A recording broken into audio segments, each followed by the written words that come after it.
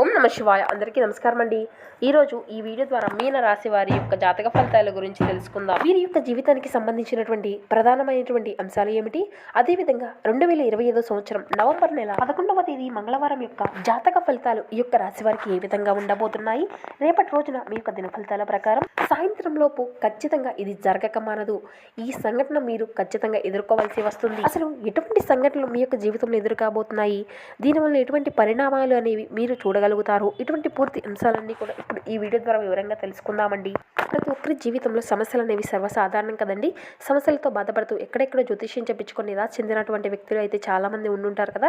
అటువంటి వారి అందరికీ కూడా సకల దేవతల యొక్క ఆశీర్వాదాలతో జ్యోతిష్యం చెప్పబడినండి గురువుగారు మురళి ఆనందరాజు గారు. మనం ఎక్కడున్నా ఎటువంటి దూర ప్రాంతాల్లో ఉన్న గురువుగారిని ఒక చిన్న ఫోన్ కాల్ ద్వారా కాంటాక్ట్ అయితే సరిపోతుందండి. గురుగారి కాంటాక్ట్ నెంబర్ వచ్చేసి 7057171356. మీ యొక్క ముఖ కవళికలు, ఫోటో, చేయి, గోత్రం ఆధారితంగానే గురుగారు అయితే మీకున్నటువంటి సమస్యలకు తగినటువంటి పరిష్కార మార్గాన్ని పూజల రూపంలో కానీ పరిహార రూపంలో కానీ ఫోన్ ద్వారానే మనకు తెలియపరుస్తారండి. చాలా నమ్మకమైనటువంటి గురుగారు. మీకు ఏ సమస్య అయినా కావచ్చు, అది కుటుంబం సమస్యలు, వ్యాపారం, కోర్టు, విదేశీ ప్రయాణం, ధననిలకలు లేకపోవడం, ఆరోగ్యం, సంతానం, ప్రేమ, పెళ్లి మొదలగు ఎటువంటి సమస్యలకైనా కానీ గురుగారు చక్కని పరిష్కారాన్ని అయితే ఖచ్చితంగా తెలియపరుస్తారు. స్త్రీ పురుషులకు వశీకరణం చేయబడినండి. ఇక చాలా నమ్మకమైనటువంటి గురుగారు అని చెప్పాలి. వితిన్ 24 అవర్స్లోనే మీకు ఏదో ఒక విధమైనటువంటి ఒక మంచి పరిష్కార మార్గాన్ని అయితే ఖచ్చితంగా తెలియపరుస్తారు. ఒక్కసారి ప్రయత్నించి చూడండి. ఇక ముఖ్యంగా వివరాల్లోకి వస్తే కనుక మీన రాశి అనేది రాశిచక్రంలోని 12వ రాశి. పూర్వభద్ర నక్షత్రం 4వ పాదం, ఉత్తరభద్ర నక్షత్రం 1, 2, 3, 4 పాదాలు, రేవతి నక్షత్రం 1, 2, 3, 4 పాదాల్లో జన్మించినటువంటి వారు ఈ యొక్క మీన రాశి పరిధిలోకి వస్తారు. ఈ యొక్క రాశి అధిపతి గురువు. అనంత ఆకాశంలో సూర్యమండలానికి పై భాగంలో ఉన్నటువంటి ఒక గుహలో ఒక రహస్య సమావేశం ప్రారంభమయ్యింది. అది సాధారణమైనటువంటి సమావేశం కాదు. గ్రహ మండలంలోని 7 మహాగ్రహాల యొక్క సమాలోచన. బృహస్పతి, శని, గురుడు, మంగళుడు, చంద్రుడు, శుక్రుడు, సూర్యుడు వీరు అందరూ కూడా ఒకే వేదికపై కలుసుకున్నారు. ఇక ఇట్టి సమయంలో సమయ సూచికలు అన్నీ కూడా మౌనంగా ఆగిపోయాయి. కాలచక్రము అంతా కూడా కాసేపు నిశ్చలమయ్యింది. ఎందుకంటే ఈరోజు మంగళవారం సాయంత్రం 6:24 సమయంలో ఒక పెద్ద ఆధ్యాత్మిక మార్పు అనేది జరగబోతుంది అని సర్వలోకము అంతా కూడా గుర్తించింది. ఇక ఈరోజు అంతా కూడా ఈ యొక్క రాశి వారికి న్యాయము, సమతుల్యత, ప్రేమ అనేటువంటి సూత్రాల మీద గడిచిపోతుంది. మీరు అయితే ఒక సత్యాన్ని గ్రహించబోతున్నారు. మీలో దాగి ఉన్నటువంటి ఒక న్యాయ దీపం మళ్ళీ కాంతి చెందబోతుంది. కానీ ఈ వెలుగు అనేది రావడానికి ముందు చీకటి అనేది తప్పదు. కాబట్టి మీరు అయితే ఆ యొక్క చీకటిని ఖచ్చితంగా ఎదుర్కోవాల్సి ఉంటుంది. సూర్యుని యొక్క మాటలు విన్నంతనే చంద్రుడు మృదువుగా ఎంతో సంతోషించాడు. అతని యొక్క కాంతి మేఘాల వెనుక జారిపడింది. సూర్యదేవా, నీవు ఇక వెలుగుని ఇస్తావు, నేను మనసును నడిపిస్తాను. కానీ ఈ రోజు సాయంత్రం వీరి యొక్క మనసు అయితే చిన్న కలతకు గురి అవుతుంది. ఏదో ఒక పాత స్నేహం, పాత వాగ్దానం, పాత వేదన మళ్ళీ కలుగుతుంది. ఇది అందరినీ కూడా గందరగోళంలో పడవేస్తుంది. కానీ ఈ వేదనలోనే వీరికి అయితే దివ్య జ్ఞానం కలుగుతుంది. ఈ సమయంలో మంగళుడు తన యొక్క గద్దెల మీద నుండి నిలిచాడు. అతని యొక్క వాణి అనేది చాలా అగ్నిలా మండింది. ఇక ఈ యొక్క రాశివారు అయితే చాలా కాలంగా ఎంతో సహనంతో ఏర్పరచుకుంటున్నారండి. కానీ ఈ సమయంలో అయితే మీరు మీ యొక్క జీవన శైలి కోసం యుద్ధం చేయవలసినటువంటి సమయం అయితే ఆసన్నమయ్యింది. ఎవరో ఒకరు వీరిని వెనుక నుండి మోసం చేయడము అనేది జరిగింది. మీ యొక్క కీర్తిని కూడా చెడగొట్టారు. కాబట్టి ఈ రోజున దీనికి అంతము అనేది కలగబోతుందండి. ఈ రోజు సాయంత్రం లోపు దీనికి ఒక సాక్ష్యాన్ని అయితే మీ చేతిలోకి రాబోతుంది. నిజం వారిని కాపాడుతుంది, దైవం వీరిని నిలబెడుతుంది. బుధుడు చిరునవ్వు నవ్వుతూ మధ్యలో వీరికి అడ్డుపడ్డాడు.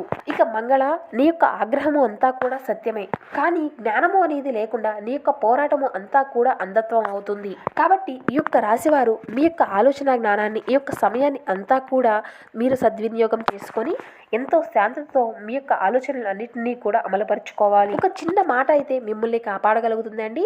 ఒక తప్పుడు మాట అనేది మీ యొక్క అజ్ఞానాన్ని విజ్ఞానత చేస్తుంది. కాబట్టి జాగ్రత్తగా మాట్లాడి ఏ విషయం పట్లైనా కానీ ఆలోచించి నిర్ణయాన్ని తీసుకోవాలి. ఇక ఈ సమయంలో బృహస్పతి తన యొక్క గంభీరమైనటువంటి స్వరంతో సభలో ప్రసంగించారు. ఇక ఈ సమయము అనేది ఈ యొక్క రాశి వారికి ధర్మ పరీక్ష సమయము అని చెప్పాలి. మీకు ఎదురవుతున్నటువంటి ప్రతి ఒక్క పాఠం వెనుక ఒక ఆధ్యాత్మికమైనటువంటి జ్ఞానము అనేది దాగి ఉంటుంది. కాబట్టి మీరు అయితే మీ యొక్క మనసును సత్యం వైపు నిలబడితే సాయంత్రం లోపు మీకు ఒక దివ్యమైనటువంటి సంకేతము అనేది కలుగుతుంది. ఇది మీకు దేవుని యొక్క సంకేతం అవుతుంది. ఇది మీకు ఒక పత్ర రూపంలో కానీ, లేదంటే ఒక ఫోన్ కాల్ రూపంలో కానీ, లేదంటే ఒక వ్యక్తి ద్వారా ఈ యొక్క మాట అనేది మీకు చేరుతుంది. కానీ ఇది అంతా కూడా మీ యొక్క జీవితాన్ని అంతా కూడా గందరగోళం చేస్తుంది. అతని యొక్క మాటలు విన్నా వెంటనే అంటే శని యొక్క ప్రభావితము అనేది చాలా గంభీరంగా నవ్వడము అనేది జరుగుతుందండి. అవును బృహస్పతి, వారు చేసినటువంటి కర్మల ఫలితాలు అనేవి ఖచ్చితంగా వారు వీటి నుండి తప్పించుకోలేరు.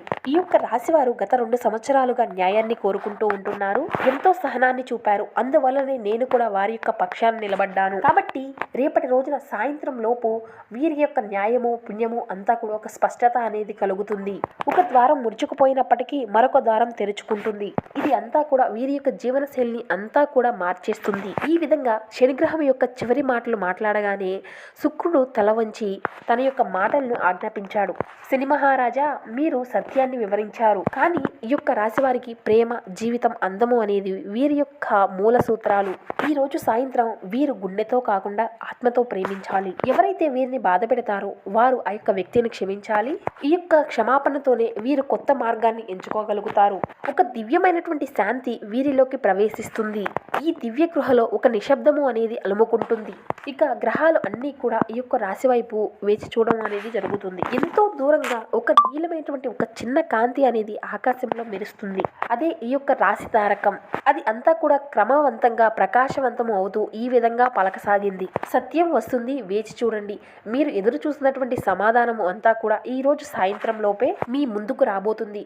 ఈ యొక్క గ్రహాల కూడలో మీరు తీసుకున్నటువంటి ఒక నిర్ణయం భూమిపైన ఈ యొక్క రాశి వారికి చేరింది. మానవ లోకంలో ఈ సమయము అనేది రేపటి రోజున సాయంత్రం 4 గంటల దాటిన తరువాత ఈ యొక్క విశాఖ నక్షత్రం మృదువుగా ఆకాశంలో వికాసవంతమైన కాంతిని ఇస్తుంది. ఈ యొక్క రాశి సంతానమైనటువంటి ఒక అనిరుద్ధ్ బాలకుడు హైదరాబాద్లో నివసిస్తూ తన యొక్క జీవితము మారదు అనేటువంటి ఒక నిరాశలో మిగిలిపోయి ఉన్నాడు. ఇక అనిరుద్ధ్ తన యొక్క పని అంతా కూడా కోల్పోయి 3 నెలలు గడిచిపోయింది. తన మీద నమ్మకం పెట్టుకున్నటువంటి ఒక స్నేహితుడు తనను ఎంతో మోసం చేసి ఇక అక్కడి నుండి వెళ్ళిపోయాడు. ఇక తనకి మిగిలింది ఏమిటి అంటే ఒక పాత ల్యాప్టాప్, ఒక చిన్న నోట్బుక్, గుండెల్లో ధైర్యం.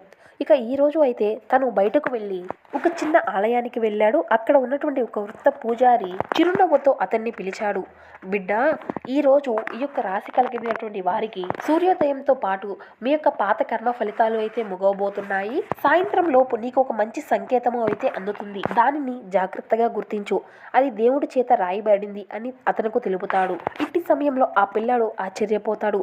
అయితే తన యొక్క మనసులో ఒక శాంతి అనేది కలుగుతుంది. మధ్యాహ్న సమయానికి అతనికి ఒక ఫోన్ కాల్ అనేది వస్తుంది.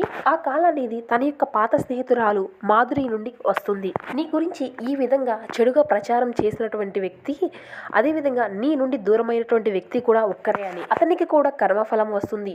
నీవు చింతించకు, సత్యము అనేది బయటపడుతుంది. ఇది అంతా కూడా విన్నటువంటి అనిరుద్ధ్ మనసు అంతా కూడా గందరగోళంగా మారింది. చంద్రుడు ఆకాశంలో పెరుగుతున్నట్లుగానే తన యొక్క భావోద్వేగాలు కూడా పెరిగాయి. అతని యొక్క మనసు అంతా కూడా ఆలోచనల యొక్క యుద్ధ భూమిలా మారింది. ఆ సమయంలోనే మంగళుడు ఈ యొక్క రాశి వైపు దృష్టి పెట్టాడు. తన యొక్క అగ్నితో ఇతనికి ధైర్యాన్ని నింపాడు. సాయంత్రం 6:15 తర్వాత ఎర్రటి సూర్యాస్తమయమైనటువంటి సమయంలో అనిరుద్ధు తన గదిలో కూర్చొని తన యొక్క ల్యాప్టాప్ని ఓపెన్ చేశాడు. తనకు ఒక కొత్త మెయిల్ వచ్చింది. అది ఒక కంపెనీ నుండి, అంటే చాలా పెద్ద కంపెనీ అది. మేము మీ యొక్క పాత ప్రాజెక్టుని చూసాము, మీరు మా టీంలో చేరవలసింది అని.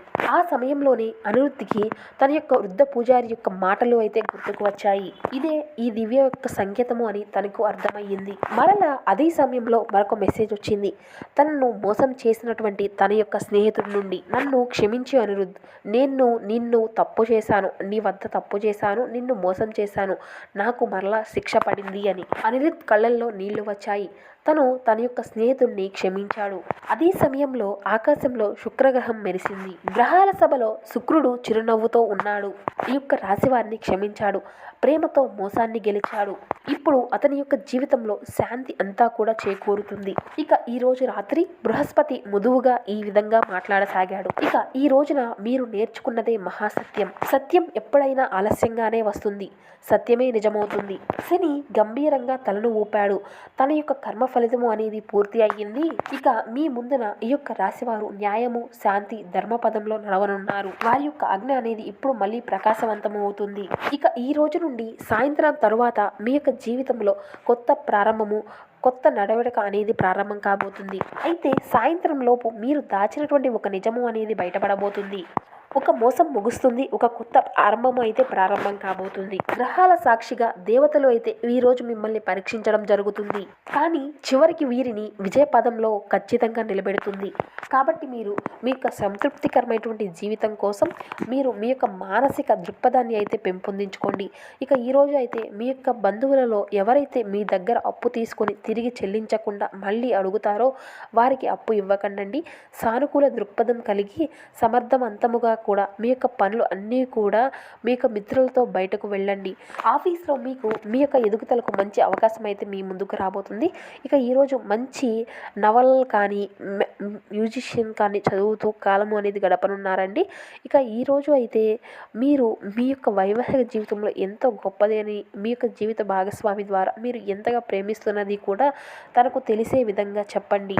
ఇక ఇదే విధంగా మీ యొక్క ప్రతికూలత అంశాలను అనుకూలంగా మార్చుకోవడానికి మీ యొక్క ఆర్థిక స్థితి అనేది మెరుగుపరచడానికి నిత్యము కూడా ఓం హం హనుమతే నమః అనేటువంటి మంత్రాన్ని 11 సార్లు ఉదయం లేచిన వెంటనే పఠించడము అనేది మీ యొక్క జీవితంలో ఒక భాగంగా మార్చుకోండి. అదేవిధంగా శివనామస్మరణ అయితే అసలు మరవకండి. ఇక మీకు ఉన్నంతలో పేదలకు, వృద్ధులకు దాన ధర్మాలు చేస్తూ ఉండండి. అపారమైనటువంటి పుణ్య ఫలితాన్ని అయితే మీరు ఖచ్చితంగా పొందుకోగలుగుతారు. సో చూస్తారు కదండి ఈ యొక్క మీనరాశి వారి యొక్క జాతక ఫలితాలు. మా వీడియో మీకు కొంచెం లైక్ చేసి సపోర్ట్ చేయండి. Thank you for watching.